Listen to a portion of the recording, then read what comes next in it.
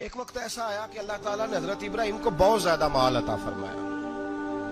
اتنے اونٹ گنے نہیں جاتے، گائیں اتنی زیادہ کہ شمار نہیں ہوتی، بکرے بکریاں اتنی زیادہ کہ شمار، بہت زیادہ مال اللہ نے عطا فرمایا. اور ابھی کچھ عرصہ پہلے آپ پیچھے جائیں نا تو جو لفظ مال تھا وہ روپے پہ تو بولا ہی نہیں جاتا تھا، وہ جانوروں پہ بولا جاتا تھا. بہت زیادہ مال اللہ نے دیا، بکریاں، گائیں، اونٹ، بیل، بڑا کچھ.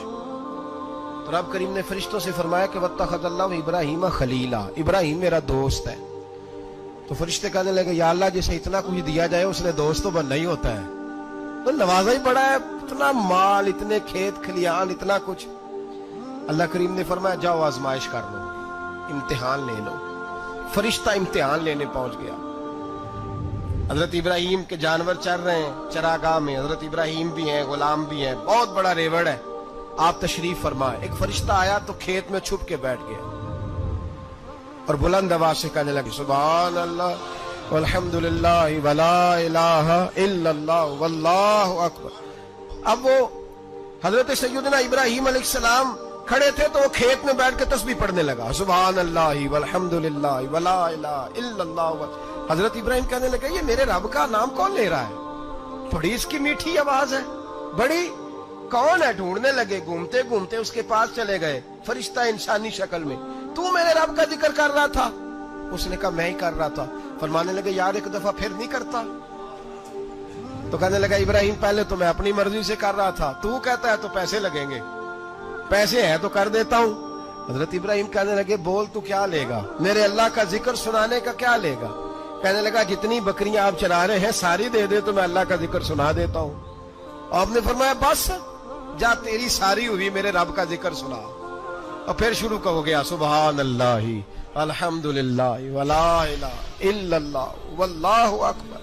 حضرت ابراہیم علیہ السلام کیف میں یار پھر ذرا سنا، نہ علما وچ پھسا سانو، تو یار دی گل سنا سانو، ذرا دوبارہ سنا. میں پھر سنایا، ایک دفعہ پھر کہا. فرشتہ کہنے لگا بس جی آپ کے پیسے پورے ہو گئے. حضرت ابراہیم کہنے لگے چل ایک دفعہ اور سنا. کہنے لگا پیسے لگیں گے. تو کیا لے گا؟ کہنے لگا گائیں بھینسیں ساری میری. فرمایا بس یار اتنی قیمت، تو سنا صحیح، سارا کچھ ہی تیرا. پھر شروع ہو گیا سبحان اللہ والحمدللہ ولا الہ الا اللہ واللہ اکبر.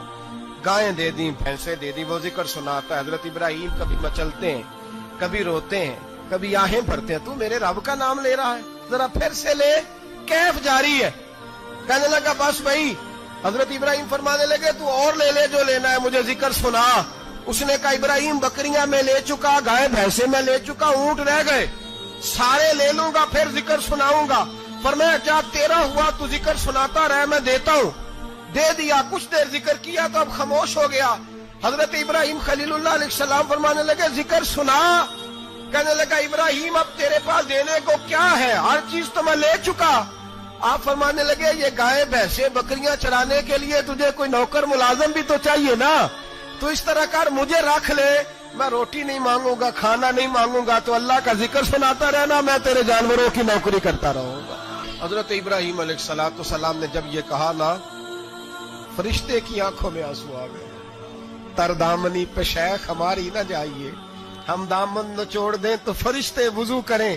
فرشتہ رو پڑا اور کہنے لگا ابراہیم مجھے سینے سے لگا. میرے رسول کریم صلی اللہ تعالی علیہ وسلم نے نظر کی صفائی پر سب سے پہلے توجہ دی ہے. ہمیں اپنے بچوں کو تاڑنا ہے، ہمیں اپنے بچوں کو دیکھنا ہے، ہمیں انہیں خود پکڑ کے اچھی مجالس میں لے کر کے جانا ہے. اور سنو میرے حبیب پاک صلی اللہ علیہ وسلم نے کتنی پابندی فرمائی.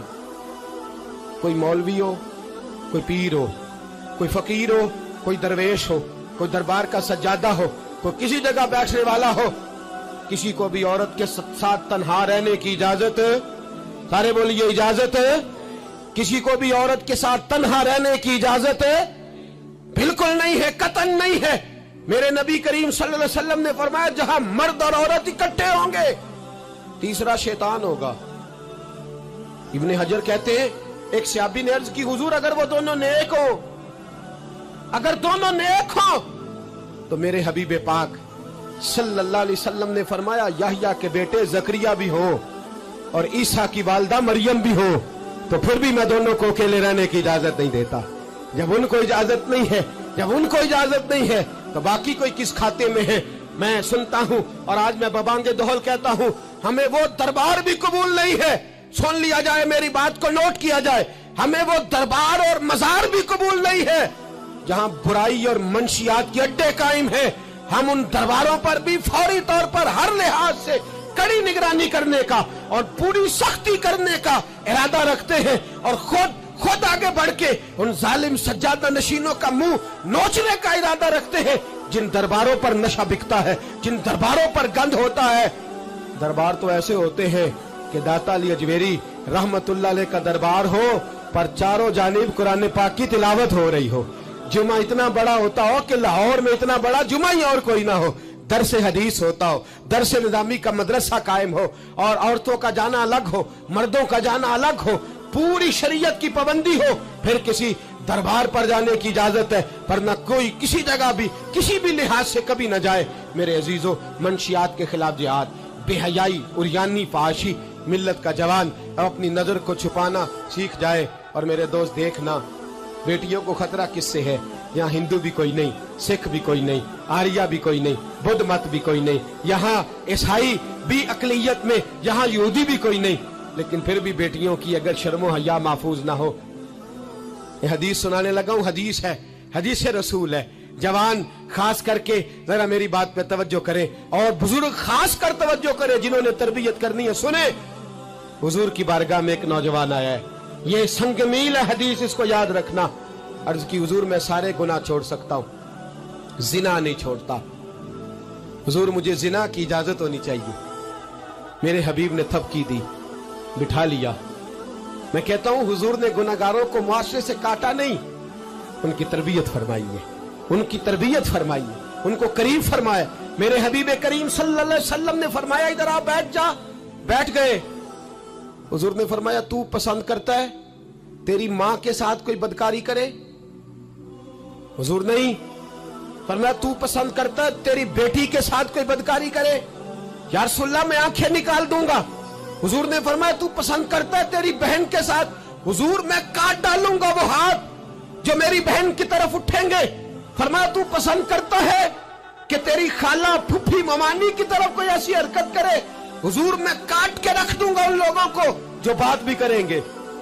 मेरे हबीब ने फरमाया, अच्छा जिसके साथ तू बदकारी की इजाजत मांग रहा है वो किसी की मां नहीं लगती, वो किसी की बहन नहीं लगती, और किसी की बेटी नहीं होगी?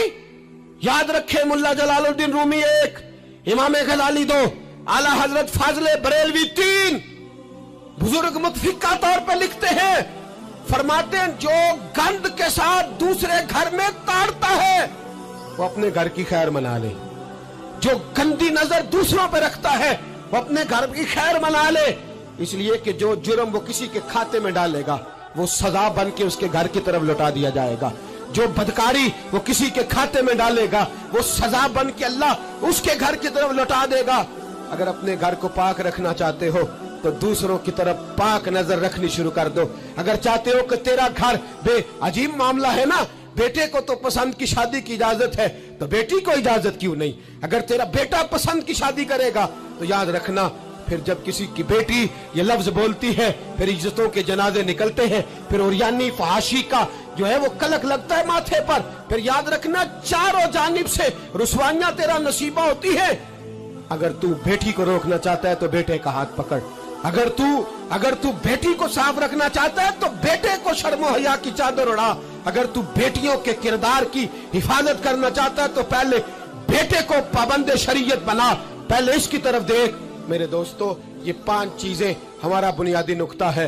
एक तो अमीर गरीबों की तहकीर करना छोड़ दे, दूसरा गरीब अमीरों से मांगना छोड़ दे, तीसरा इज्जत के साथ जीना सीखे, हमें हर हाल में सूद से, हराम पैसे से बचना है। चौथा, हर तरफ मंशियात फैली है, हमें इसके खिलाफ जिहाद करना है। पांचवा, बेहयाई, उरियानी, फहाशी, गली गली, नगर नगर निकल करके इसके खिलाफ हमने बोलना है। मुझे मेरे साथी कहते हैं नौजवान महफिलों में आना छोड़ गए, वो कहते हैं हजरत साहब के सारे मौजूआत ही हम पे होते। चंद दिन पहले मैं कल्लर सईदा गया, मैं दूर के इज्तिमा नहीं देता, सफर नहीं कर पाता, मेरे पैरों में दर्द होता है, करीब करीब रहता हूँ। उन लोगों ने बड़ा इसरार किया तो मुझे जाना हुआ। मैं जब वहां पहुंचा, कुछ देर मैंने बात की तो मेरे ख्याल में यही था कि जवान नौजवान कहां बात को सुनते हैं, ये थोड़ी मेरी बात को सुनेंगे। मैंने इरादा किया, थक भी बड़ा गया कि 20-25 मिनट बात करूंगा। 3-4 नौजवान मेरे सामने बैठे थे। अभी मैंने मुस्तफा की हदीस का रंग छेड़ा ही है। छम छम उनकी आंखों से आंसू बरसने लगे, छम छम। अल्लाह की कसम, मिंबर रसूल पे बैठा हूं, मैं अपने अंदर शर्मिंदा होने लगा। मैंने कहा यार, तू कहता था नौजवान बात नहीं सुनते, तेरी मिल्लत का जवान, उसे किसी ने बात सुनाई नहीं, शायद तुझ तक बात पहुंचा ही नहीं सका। अरे गुनाहगार बड़ा है पर मुस्तफा का गद्दार तो नहीं ना। ये बड़ा पापी है पर हुजूर की बात नहीं सुनेगा, नबी पाक के पैगाम की तरफ नहीं। 50 मिनट बात करके मैं लौटा। एक हफ्ते में इतने मुझे उन्होंने फोन किए, इतने फोन करने लगे, जैसे तैसे भी हो आप दोबारा आइए, मुझे जुमेरात को दोबारा वहां जाना है। वो कहने लगे जौन सा वक्त कहेंगे हम रखेंगे, लेकिन खुदारा हमें सिर्फ मंशियात का नशा किसी ने लगा दिया है, इश्क मजाजी का गंदा नशा किसी ने लगा दिया है।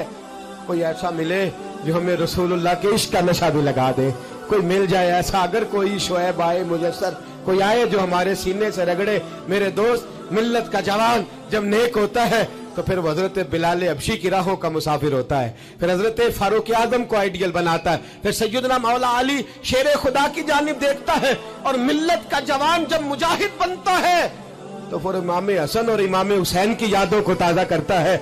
वो कभी इल्मुद्दीन बन जाता है, कभी आमर चीमा बन जाता है, और कभी मुमताज हुसैन कादरी की शक्ल में सामने आ जाता है।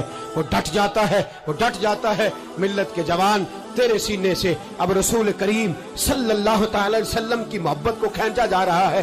तुझे वापिस आना है, अपने सीने को बेदार करना है, और तुझे आलम कुफर को बताना है कि शराब पीने वाला ही सिर्फ तुम्हें देखा है, तुमने कभी दरूद पढ़ने वाला नौजवान भी देखना चाहिए। तुमने औरत को सारी रात फोन करने वाले जवान की दास्तानें तो सुनी है।